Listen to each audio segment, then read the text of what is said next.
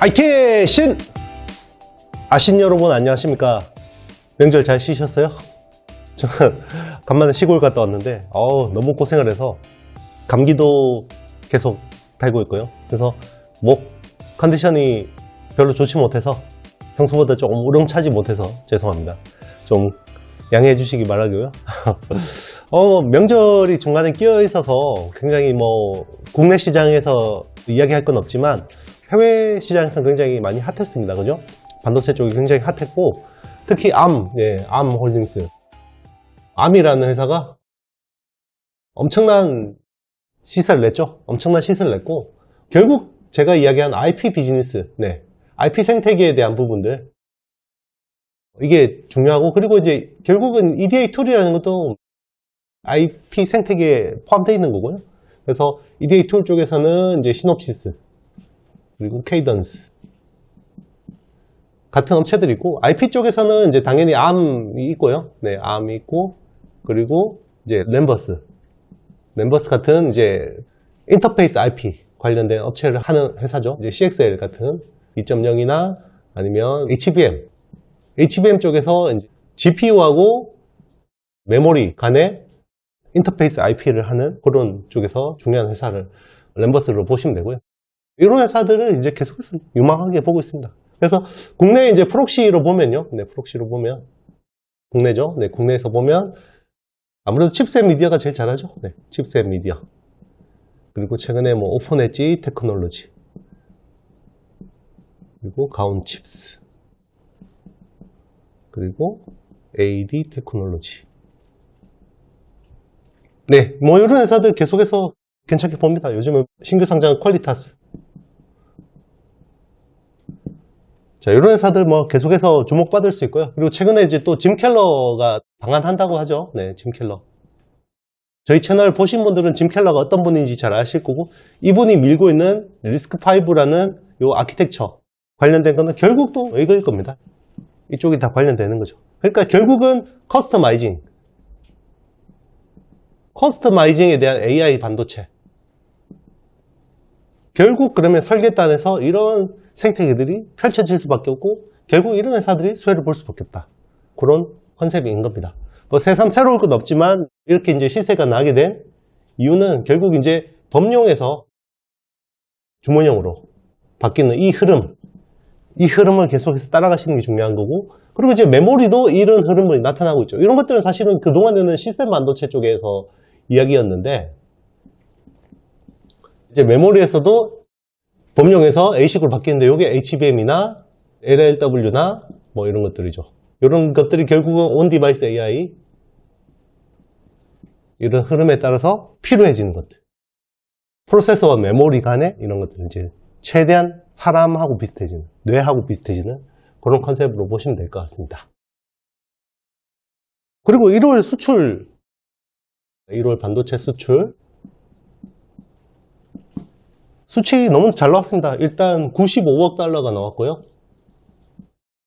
요거는 전년 대비해서 52.8%가 증가했습니다. 그리고 전달 비해서는 조금 빠졌어요. 전달 대비해서는 한 14.9%가 하락했는데, 아시겠지만 지난 4분기부터 23년 4Q부터 이게 가격 반등이 되기 시작했죠. 그러니까 가격이 막 급등하니까 수출이 좋아진 거죠. 막 이렇게 갑자기 리스토킹 하니까 그런 수요들이고요. 어쨌든 이 흐름이 계속해서 이어지고 있다고 보시면 됩니다. 그래서 상승 흐름은 계속해서 이어질 거라고 보고 있고요. 그리고 이제 3개월 연속 전년 대비해서 계속해서 이제 증가세를 보이고 있고요. 반도체 수출 같은 경우는. 그리고 이제 메모리 고정거래 가격. 자, 여러분 제가 하락 사이클에서 제일 중요하게 봐야 되는 게 뭐라 그랬죠? 재고라고 했죠. 그런데 작년 4Q부터 상승 사이클로 접어들었어요. 그러면 상승 사이클에 접어들면 제일 중요한 게 뭐라 그랬죠? 고정거래 가격입니다. 요것도 중요한데요. 이제는 여러분들이 보셔야 되는 거는요. 상승률 폭이에요. 상승은 계속 할 겁니다. 왜냐하면 이게 적어도 2년은 저는 지속되거든요. 상승 사이클이. 자, 그런데 2년 동안 계속 주가가 오르진 않아요, 여러분. 오히려 반도체 주가가 제일 민감하거든요. 상승률의 폭이에요. 그러니까 예를 들면 올해 24년 만약에 1Q에서 전분기 대비해서 만약에 뭐 15% 성장했다. 2Q에서는 QQ로 17% 성장했다. 주가 오르죠. 자, 만약에 3Q에서 이게 QQ로 12%로 성장한다. 성장은 하잖아요. 근데 성장률 폭이 떨어지면 주가는 아마 여기서 조정받을 가능성이 높아요. 그리고 이런 것들을 선반영하죠. 자, 뭐 이런 건 너무 머리 아파서 저는 이런 것까지 하고 싶지는 않습니다. 라고 하시는 분들이 있으면요. 네, 이런 것들을 과감하게 패스하시고요. ETF 같은 것들을 하셔도 됩니다. 네, ETF. 그런 걸로 투자하셔도 되고요. 좀 더 약간 정말 오타쿠적인 IT, 그죠? IT 오타쿠들은 이런 거 좀 보시라고. 네, 반도체. 아, 나는 이거 이번 사이클에서 다 빨아먹을 거야, 나 수익을. 이런 분들. 그런 분들 보시라고요. 자, 그래서 디테일하게 보면요. 결국 디램이 하드 캐리했죠. 결국 디램이 21억 달러 기록했고요. 95억 달러 중에서 디램이 21억 달러를 기록했는데, 요게 MCP라고 해서 우리 중저가 스마트폰에 들어가는 게 이제 디램하고 낸드 플래시를 같이 패키징해서 하는 게 들어가는 게 있어요. 요게 20억 달러. 거의 뭐 비슷하죠. 네, 그 정도로 이제 나왔고요. 요거는 이제 거의 중국향 모바일이라고 보시면 됩니다. 모바일 쪽. 이렇게 보시면 되고, 낸드 플래시가 8억 7천만 달러. 절반도 안 되는데, 그런데 굉장히 잘 나온 겁니다. 이게 무려 전년 대비해서 얼마나 늘었을까? 135.5%. 와, 그러면 작년 1월에 낸드가 얼마나 안 좋았다는 거냐? 네, 이것도 안 된 거예요. 이거 절반 수준도 안 된 거예요. 작년 1분기 수출이, 낸드 수출이 그렇게 기록된 거고요. 그리고 이제 낸드 플래시가 YOY나 이제 MOM으로 굉장히 빠르게 늘고 있다. 물론 이거는 감산을 통해서 가격을 끌어올리는 부분인데, 이런 것들이 이제 긍정적이다라고 보시면 될 것 같습니다. 그래서 여러분, 오늘 분석해 볼 회사는요, STI입니다. STI. 항상 제가 이야기하는 시장이 공식대로 가는 건 아닌 것 같아요. 왜 그러냐면, 원래 뭐 장비부터 시세가 나다가 이제 소재, 부품 쪽으로 공정 가동률이 올라가면서 결국 올라가고, 결국 이제 PCB, 서브스트레이트. 이렇게 보통 가는데, 자, 이번 사이클이 AI라는 변수가 굉장히 영향을 많이 미치는 것 같습니다. 특히 어디? 예, 장비 쪽. 지금은 그런 것 같아요. 그래서, 뭐 이게 또 돌고 돌아서 또 HBM 쪽으로 또 오는 분위기고요. 이게 한미 반도체 결국 상한가가 이야기하는 거는, 와, 작년에 6배 올랐잖아요. 그죠? 근데 상한가 가는 거 보면, 자, 결국 시장의 관심, 성장의 관심은 결국은 이쪽이구나. 대한민국 반도체는 결국 HBM이 당분간 더 주목을 받을 수밖에 없겠구나. 내가 너무, 아니죠. 뭐, 사실 저도 한미 반도체는 굉장히 좋게 계속 보고 있는데도 불구하고, 내가 이거를 너무 이 시장의 흐름을 과소평가했구나. 라는 생각이 들어요. 그래서 오히려 지금 HBM 쪽에 한미 반도체가 탑티어라 그러면, 이제 세컨티어들, 서드티어들 보자. 이런 애들 보자는 거고요. 그래서 제가 STI를 무시하는 게 아니라, TC 본더보다는 핵심은 아니지만, 그래도 이게 같이 나오면, 만약에 뭐 이게 100이라는 수주가 나온다 그러면, 뭐 한 10이나 20 정도의 규모로 이제 수주 나올 수 있는 이런 회사들 보자. 라는 컨셉입니다. 그래서 STI를 한번 분석해 볼 생각이고요. STI는요, 화학약품 공급장치, CCSS라는 장비를 하는 회사입니다. 그러니까 반도체 팹을 꾸릴 때 이제 인프라 장비로 들어가는 거죠. 예를 들면 스크러버나 진공 펌프나 이런 것들 같이 들어가는 거고요. 이게 이제 팹이 세팅이 되면 이제 같이 좋아지는 건데, 뭐 그렇게 고마진의 아이템도 아니고, 그렇다고 뭐 높은 멀티플을 받기도 힘듭니다. 그렇지만 꾸준하게 캐시카우를 내고 있고요. 작년에 한 2,800억 정도를 했고, 올해는 한 3,630억 신규 팹 설립으로 이런 것들을 볼 수 있고, 그리고 이제 웻 시스템 이런 쪽 이제 세정 쪽에, 그리고 작년에 240억, 그리고 올해는 한 880억 정도로 굉장히, 이쪽은 이제 디스플레이 쪽이 주력이라고 보시면 되고요. 그리고 이제 기타 등이 작년에 한 85억, 올해는 한 100억 정도로 이제 보고 있고요. 자, 그런데 이제 중요한 게 메모리 반등이 되면서 이쪽으로 캐펙스가 이제 조금씩 이제 그동안 미뤄왔던 것들을 진행을 하고 있는 상황이고요.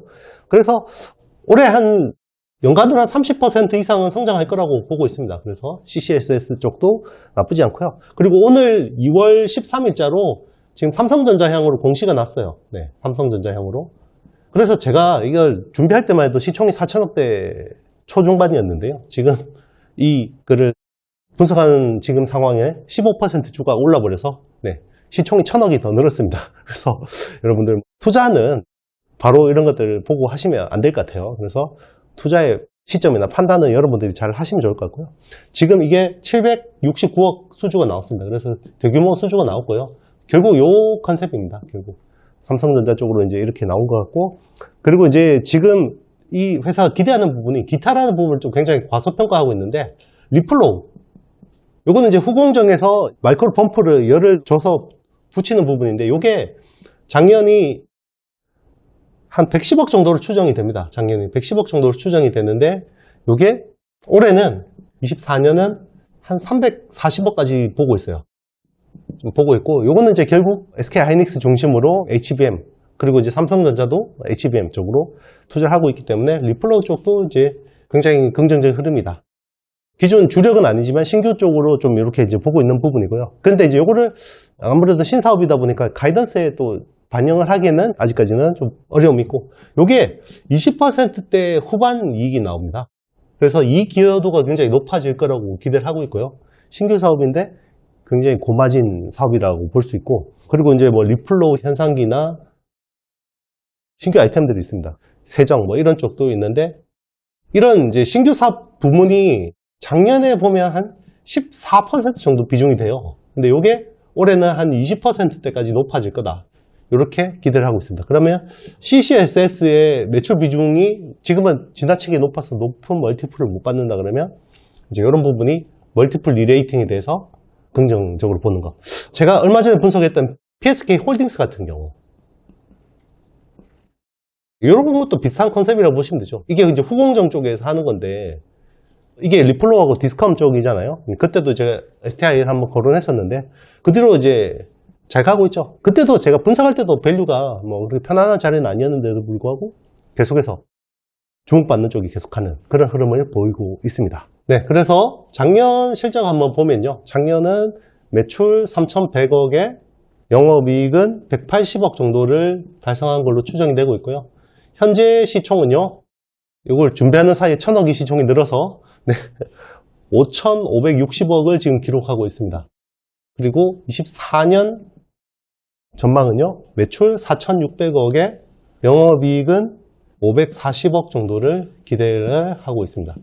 그래서 밸류가 아직까지는 업사이드가 좀 있다고 볼 수 있는데, 결국은 이제 멀티플 리레이팅, CCSS 가지고는 좀 힘들 것 같고, 신규 사업에 대해서 좀 이런 것들이 시장에 부각을 받는다 그러면 좀 멀티플 플레이를 할 수 있는 회사가 아닐까 생각이 듭니다. 네, 여러분, 제가 준비한 영상은 여기까지입니다. 사실 저는 콘텐츠 준비할 때요, 주가가 빠진 날도 뭐 그렇게 좋진 않지만 설 전날하고 오늘도 이제 급등을 해버리면 이런 날 제일 난감합니다. 왜냐면 제가 분석한 회사를 또 보고 잘못 이렇게 투자하시는 분이 있을까봐 생각이 좀 걱정이 되고요. 제가 의도한 건 아니잖아요. 그죠? 그러니까 항상 투자의 판단은 여러분들이 직접 하셔야 되고요. 제 말을 듣고, 아, 저 사람 이야기하니까 좋아 보인다 라고 해서 절대 투자 판단하시면 안 됩니다. 그런 것들은 절대 여러분들의 계좌를 지켜줄 수 없어요. 그렇게 하시는 분들은. 그러니까 잘 감안해서 듣고 공부하고, 네, 여러분들이 스스로 뭔가 좋은 시점이라고 생각이 들 때 투자 판단하시길 바라겠습니다. 네, 사랑해요, 고마워요, 그런 거 감사합니다. 저는 다음 영상에서 더 좋은 내용으로 찾아뵙도록 하겠습니다. 여러분 안녕.